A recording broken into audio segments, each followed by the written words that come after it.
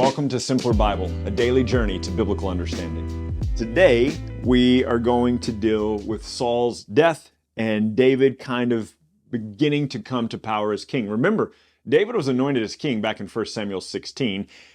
David, at that point, the Spirit of God was on David. It came off of Saul. A harmful spirit from the Lord was on Saul. David was brought into Saul's house and palace to play music for King Saul.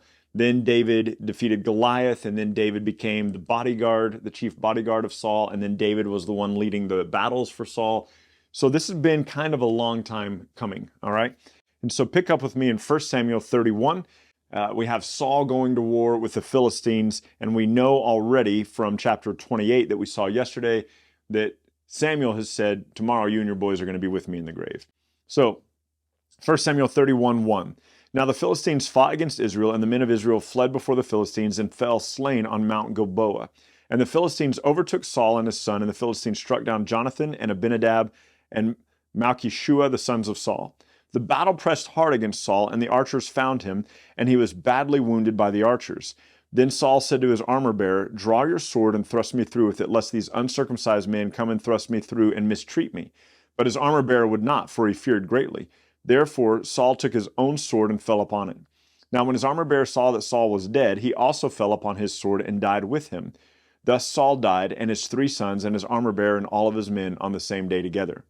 When the men of Israel who were on the other side of the valley and those beyond the Jordan saw that the men of Israel had fled, and that Saul and his sons were dead, they abandoned their cities and fled, and the Philistines came and lived in them. All right, so that doesn't all happen on a Tuesday afternoon. It's like, that's what's going to happen. They see that the Israelites have been destroyed, so they begin to dissipate from their cities, and the Philistines will come in and take over these cities, which has been happening already for decades, right? The next day, the Philistines came to strip the slain, and they found Saul and his 3 sons fallen on Mount Gilboa. And they cut off his head and stripped off his armor, and they sent messengers throughout the land of the Philistines to carry the good news to the house of their idols. That's interesting always to me, to carry the news to the house of their idols and to the people. And they put his armor in the temple of Ashtaroth, and they fastened his body to the wall at Beth-shan. But when the inhabitants of Jabesh-Gilead heard what the Philistines had done to Saul, all the valiant men arose and went all night and took the body of Saul and the bodies of his son from the wall of Beth-shan, and they came to Jabesh and burned them there, and they took their bones and buried them under the tamarisk tree in Jabesh, and they fasted 7 days. Now, I want to remind you of who Jabesh-Gilead is. If you'll remember back in Judges chapter 19 through 21, that's where the man's concubine was raped and murdered by the Benjamites in Gibeah, remember, which is where Saul is from. And remember that he took her body and he divided it into 12 portions and sent it throughout the 12 tribes. And then the people gathered together and they destroyed Benjamin. They destroyed all but 600 men of Benjamin. And there were no wives for the people of Benjamin, these 600 men. All the rest of the Benjamites are dead. And so there were no wives for them. And so Jabesh-Gilead had refused to go up against Benjamin. And so the Israelites put the people of Jabesh-Gilead to death, except for 400 virgin women. And those were given to the men of Benjamin so that they could continue, so that the tribe wouldn't be wiped out. So the only thing that preserved the tribe of Benjamin was the people, the women of the city of Jabesh-Gilead. And these two people groups sustained each other. The only reason that the tribe of Benjamin still exists down to this day, the only reason that the people of Jabesh-Gilead exist to this day is because of the marriage, literal marriage between the Benjamite men and these Jabesh-Gilead women. Now, when Saul first becomes king, the people of Jabesh-Gilead, this is back in like 1 Samuel 10 and 11, when the people of Jabesh-Gilead are being attacked, they send to Saul and they ask for help. They send messengers throughout saying, "Help us." Saul hears of it, takes his own oxen, cuts it up into 12 pieces, because why? That's part of the Benjamite Jabesh-Gilead history. And he cuts up his ox into 12 pieces, sends that throughout Israel, says, "Everyone gather together and let's go defend Jabesh-Gilead." And so we see that Saul, a Benjamite of Gibeah, goes and defends Jabesh-Gilead. So the people of Jabesh-Gilead had spared essentially the people of Benjamin, and now the people of Benjamin had spared. So there's this relationship between these two people groups that is carried throughout the pages of our Bible. And it's something that we kind of miss because it's been a while since we've talked about Jabesh-Gilead. And if you're just reading through the Bible one chapter at a time, we forget about it. And it hadn't even been that many weeks since we talked about it, or many days since we talked about it, and we probably have forgotten about it already. So the Philistines behead Saul. They take the bodies of Saul and his sons. They nail them to the wall in front of all these Philistine people to kind of be looked at and mocked at. And the people of Jabesh-Gilead hear about it. And they go and they by night bring these bodies off the wall. They bring them back home. They burn the bodies. This isn't desecrating them. They burn the bodies, and they take the bones of these bodies and they bury the bones of Saul and his sons, because the people of Jabesh-Gilead are caring for their Benjamite king. Okay, this won't be the last time we hear of that either. So I'll remind you of that. We'll see a little bit of it here in the next chapter, in fact. So look at 2 Samuel chapter 1. After the death of Saul, now listen, after the death of Saul, this is our timeline, when David had returned from striking down the Amalekites. That's what we ended on yesterday. David remained 2 days in Ziklag. So here's the story. Saul goes to battle, and he dies in battle. And when he's dying in battle, David is pursuing the Amalekites and defeating the Amalekites. David makes it back home, and he's been home for 2 days. And then on the third day, he's going to get the news that Saul's dead. So Saul's been dead for a few days, because we'll see that the people of Jabesh-Gilead have already gone and rescued the body and brought that back home. So all of that has happened, but it's all less than a week. So look at 2 Samuel 1, verse 2. On the third day, behold, a man from Saul's camp came with his clothes torn and dirt on his head. And he came to David, and he fell to the ground, and he paid homage. And David said, "Where do you come from?" And he said, "I have escaped from the camp of Israel." And David said, "How did it go? Tell me." And he answered, "The people fled from battle, and also many other people have fallen and are dead, and Saul and his son Jonathan are also dead." And David said to the young man who told him, "How do you know that Saul his son and his son Jonathan are dead?" And the young man told him, "By chance I happened to be on Mount Gilboa, and there was Saul leaning on his spear, and behold, the chariots and the horsemen were close upon him." All right, so several things, right? Saul's leaning upon his spear. We know that Saul fell upon his own sword. Several things to consider here. We know from the previous chapter that Saul was wounded by an archer. He says, "I don't want to be mistreated by these uncircumcised Philistines. Kill me." He says that to his armor bearer. His armor bearer won't do it, so Saul falls upon his sword, okay, to die.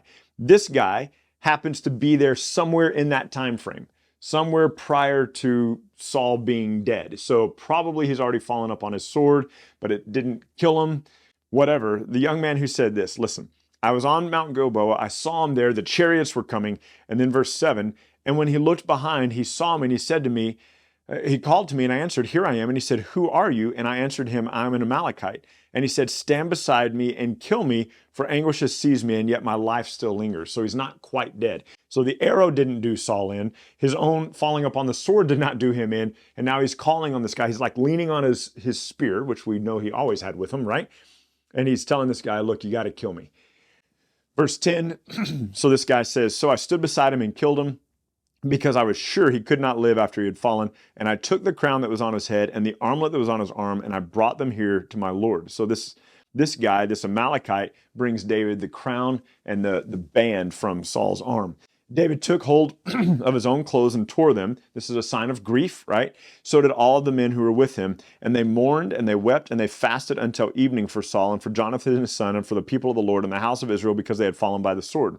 So get this picture in your head. Guy shows up with a crown and a gold armband, and he gives it to David, and he says, "Look, Saul's dead." And David goes, "How do you know?" Long story short, he goes, "I killed him. He was dying. I knew he was going to die, so I finished him off." And David weeps the rest of the day. And this servant's this is awkward to me, because this guy's like just kind of there. What's he doing? I don't know. Is he eating dinner? Is he's letting David get his emotions out, but the guy is there. And then this is what happens. Verse 13. So after David has wept the whole day, David said to the young man who told him, "Where did you come from?" And he said, "I am the son of a sojourner Amalekite." David said to him, and listen to this, see how familiar this is, "How is it that you were not afraid to put out your hand to destroy the Lord's anointed?" So David called one of the young men and said, "Execute him." And he struck him down so that he died. And David says to him, "Your blood be on your own head, for your mouth has testified against you, saying, I have killed the Lord's anointed." Now, I don't know if I have this completely right, but this has always been an interesting story to me, because picture this in your head. I've said before that the Bible is like cartoon images in my head, but this man comes to David with a crown and an armband, says, "Hey, King Saul is dead." David goes, "How do you know he's dead?" He goes, "Well, he was really badly wounded. I finished him off." And David weeps and weeps and weeps until nightfall. And then he says, "Hey," He goes, you shouldn't have done that. How dare you put out your hand against the Lord's anointed? And he gets one of his guys and he says, kill him. And then he kills the guy. And then David apparently says, as the guy is dying, your blood be on your own head, for your mouth has testified against you, saying you killed the Lord's anointed. And so like, it's just a weird kind of scenario. Like David apparently grieves before he exacts revenge. I don't know. It's just a weird kind of scenario. I've always thought it was very strange. So verse 17 says, David lamented with this lamentation over Saul and Jonathan his son, and he said it should be taught to the people of Judah. Behold, it is written in the book of Jasher. We've seen that once before in Joshua 10:13. Remember, do not fall in love with this idea of the book of the upright or the book of Jasher. The oldest manuscripts that exist that are called the book of Jasher are something like only 800 years old. There aren't any older manuscripts than that. No scholarly people believe that the book of Jasher that exists today is the actual book of Jasher. So anyway, keep that in mind. Verse 19, this is what he says. Your glory, O Israel, is slain on your high places. How the mighty have fallen. Tell it not in Gath and publish it not in the streets of Ashkelon. Remember, these were two cities that belonged to the Jews and then belonged to the Philistines, and belonged to the Jews and belonged to the Philistines. So he says, don't brag about this in Gath. Don't brag about it in Ashkelon, lest the daughters of the Philistines rejoice, lest the daughters of the uncircumcised exult. You mountains of Gilboa, let there be no dew or rain upon you, nor fields or offerings. For there the shield of the mighty was defiled, the shield of Saul not anointed with oil. From the blood of the slain, from the fat of the mighty, the bow of Jonathan has not turned back, the sword of Saul returned not empty. Saul and Jonathan, beloved and lovely, in life and in death they were not divided. Father and son, right? They were swifter than eagles, they were stronger than lions. You daughters of Israel, weep over Saul, who clothed you luxuriously in scarlet, who put ornaments of gold on your apparel. How the mighty have fallen in the midst of the battle. Jonathan lies slain on your high places. I am distressed for you, my brother Jonathan. Very pleasant have you been to me. Your love to me was extraordinary, surpassing the love of women. How the mighty have fallen and the weapons of war have perished. And so this is David weeping over the loss of the king. Remember, when he had been given two earlier opportunities to put Saul to death, he didn't do it because he said, how can I lift up my hand against the Lord's anointed? At that point, remember, David already knew that God had anointed him to be the next king, but David was not trying to manipulate the circumstances or the situations to advance him being the king. David knew that God had anointed him to be the next king. David was not trying to take the throne. David was waiting for God to provide for him the throne. And he was not willing to put his hand against Saul. Remember what he said about Saul when Saul was in the deep sleep and they stole the spear and the water from next to his head. And then he called out to Saul and David said to his men, he goes, maybe he'll die in battle, or maybe he'll die of old age, or maybe the Lord will strike him with the plague. But he goes, let God deal with Saul. And so God has, in fact, dealt with Saul, and Saul is dead, and the people of Israel are scattered, and the Philistines are still wrecking shop. So you might not remember this from the book of Judges, but the book of Judges ends realistically in chapter 16. And it ends with the story of Samson, who is bringing judgment on the Philistines. And then Samuel is bringing judgment on the Philistines. And then Saul is bringing judgment on the Philistines. And now David will bring judgment on the Philistines. The Philistines were kind of the last big problem that the people had in the book of Judges. And the Philistines will be the problem that the people of Israel face for quite a while yet. But join me tomorrow as we will be in 2 Samuel 2 and 3. And we will see now these things beginning to turn to David, the king. Let me say it this way, because tomorrow's kind of a lengthy one. So let me go ahead and say this now. Saul was the king that the people wanted. Remember back in 1 Samuel 8, the people said, give us a king so that we can be like all the other peoples of the earth. Give us a king so that we can have someone who will go out before us and come in before us. Give us a king. And they rejected God as king. Saul was the king that the people chose. David is the king that God chose, right? He's the second. Remember, it wasn't Ishmael that the blessing came through. It was Isaac. It wasn't Esau that the blessing came through. It was Jacob. It wasn't the first time Joseph revealed himself to his brothers. It was the second. It wasn't the first time that Moses was known to be the deliverer. It was the second time. It's not Adam, like Adam brought about sin. It was the second Adam, Christ, who brings about life, as we see in 1 Corinthians 15.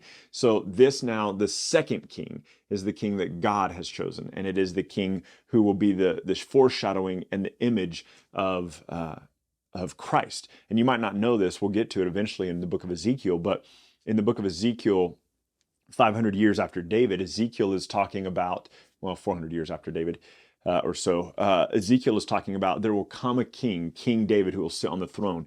And so that's a reference to Christ. It's not a reference to the resurrected David. It's a reference to Jesus. And so David's kingship is a picture of the kingship of Christ. And man, there are some really cool things in here that I can't wait to show you.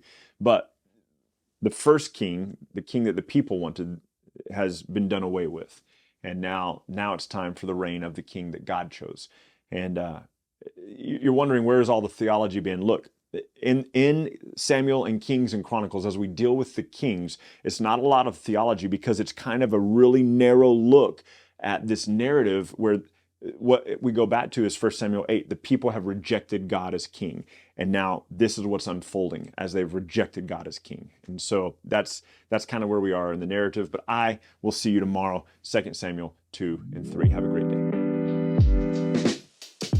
Thank you so much for journeying with us today at Simpler Bible. Together, you and I have looked at another passage of Scripture and come to know the Bible a little bit better and enjoy God more fully. This video, along with all of our videos, can be found at simplerbible.com, where you can enjoy our Through the Bible in a Year course. You can also enjoy a wealth of resources, blog posts that take you a little bit deeper into the text, a Bible study format that you can use with your small groups or your family, and we're creating new content all the time, all with the commitment to help us be people who know and enjoy God more fully. Thank you so much for being part of it, and we can't wait to see you next time.